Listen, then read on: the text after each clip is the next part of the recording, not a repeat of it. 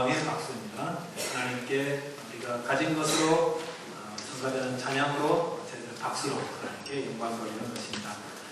우리가 예수 그리스도를 믿고 또 이 시간은 우리가 사순절 다섯 번째 주일을 드리면서 예수 그리스도의 십자가와 하나님의 사랑을 우리가 제대로 알고 그 사랑 가운데에 하나님을 섬겨야 된다고 믿습니다. 하나님의 사랑은 결코 변함이 없습니다. 우리가 다른 생각이 들어서 하나님을 멀리할 뿐이지 하나님의 사랑은 변함이 없습니다. 이 변함없는 사랑 가운데 거하시기를 바라겠습니다. 한국의 그 텔레비전 프로그램 가운데에 서브타이틀이 아름다운 용서라는 그런 제목의 프로가 있습니다. 여기서는 그 오래전에 자신에게 그 상처를 입히고 떠난 사람들을 찾아서 사연을 듣고 용서하고 화해하는 그런 시간을 가집니다. 제가 몇 번 봤는데 주로 어린 시절 어머니로부터 버림받은 자녀들이 장성하여서 자신을 버린 어머니를 만나 사연을 듣고 용서하게 됩니다. 어떤 젊은 여성이 결혼을 하고 딸 하나를 낳아서 가난하지만 작은 새방에서 행복하게 지내고 있었습니다. 어느 날 남편과 아기와 함께 즐거운 시간을 보내고 있는데 어떤 여자가 남자아이 둘을 데리고 방문을 덜컥 열고 들어옵니다. 알고 보니 남편은 유부남이었습니다. 그날 이후로 이 여인의 삶은 눈물과 고통의 날이 되었습니다. 무능한 남편은 매일같이 술을 먹고 들어와서 폭언과 폭력을 휘두릅니다. 그리고 얼마 후에는 또 다른 여자와 살림을 차려 사는 모습을 보고 더 이상 살 수 없어 딸을 놓아두고 집을 나가게 됩니다.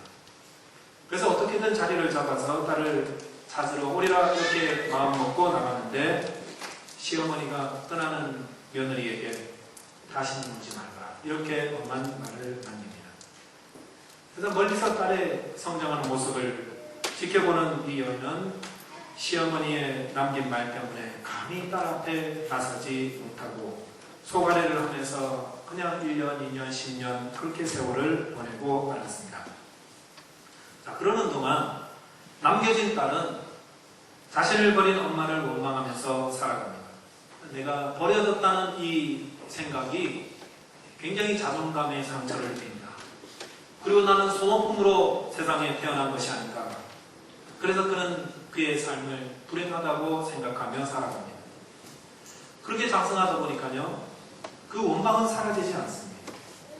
오히려 원망은 더욱더 깊어지고 커지고, 마음만 먹으면 이제 커서 경찰서에서 신원조회하면 어머니를 찾을 수 있음에도 날 버린 엄마는 내가 끝까지 찾지 않으리라.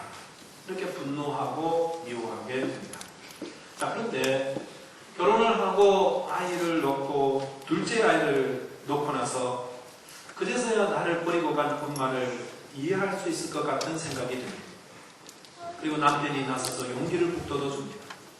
그제서야 엄마를 찾기로 용기를 내서 방송국에 연락을 하게 됩니다. 프로그램 보셔서 아시겠지만 용서의 방에 앉은 딸은 스튜디오에 서 있는 엄마에게 주체할 수 없이 흐르는 눈물을 닦으면서 20년 동안 수없이 묻고 싶었던 그 질문을 던집니다. 왜 그때 날 버리셨나요? 왜 다시 찾으러 오지 않으셨나요? 엄마가 대답합니다. 그럴 수밖에 없었단다. 나를 용서해다오. 자, 그러는 대화가 오가는 가운데에 두 사람은 이미 서로를 용서하고 있고 서로를 그리워하며 서로를 다가가고 싶어하는 것을 느낍니다. 모녀가 성공하는 시간, 딸은 20년 넘도록 그토록 그리워하던 엄마의 품에 안겨서 하염없이 울고 또 웁니다. 이게 엄마의 따스한 품이구나 느낍니다. 녹화를 마치고 나왔을 때에 두 사람은 또다시 스튜디오 밖에서 서로를 품에 안고 울고 또 웁니다. 자, 그 프로그램이 다 마쳤습니다. 원망과 슬픔이 다 해소됐습니다. 그리고 엄마를 만난 장성한 딸에게 물었습니다. 다시 만난 엄마와 무엇을 하고 싶습니까? 대단한 대답이 나올 것 같지만은 쇼핑도 함께 다니고요. 맛있는 것도 같이 먹고 싶어요. 딸은 다만 자기를 버린 그 이유를 엄마로부터 듣고 싶어서 엄마를 만났습니다.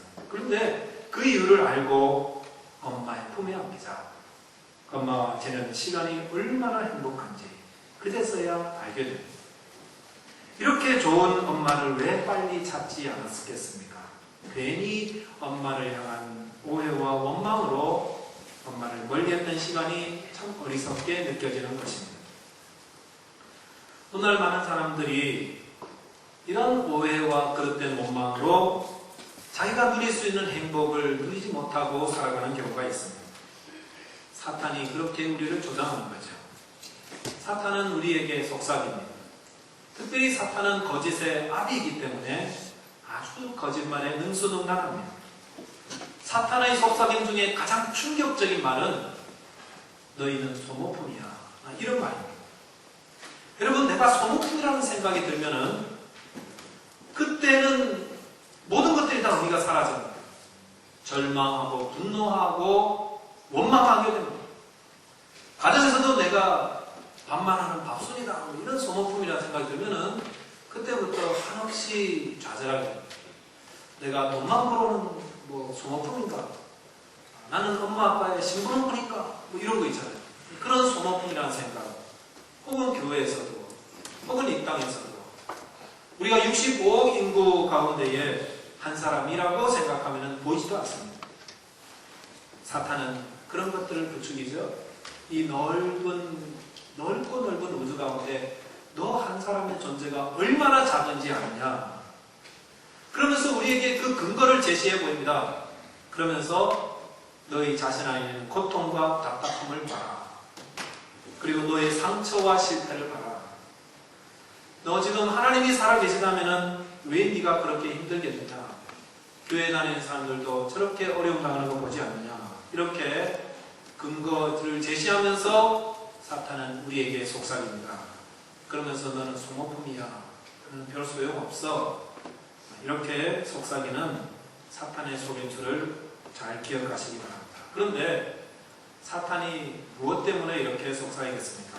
그것은 우리 자신을 바라보면서 나는 아무 비전도 꿈도 없다고 생각하게 만들고 자기를 저주하게 만들어서 그 귀한 인생을 자꾸 허비하게 만듭니다.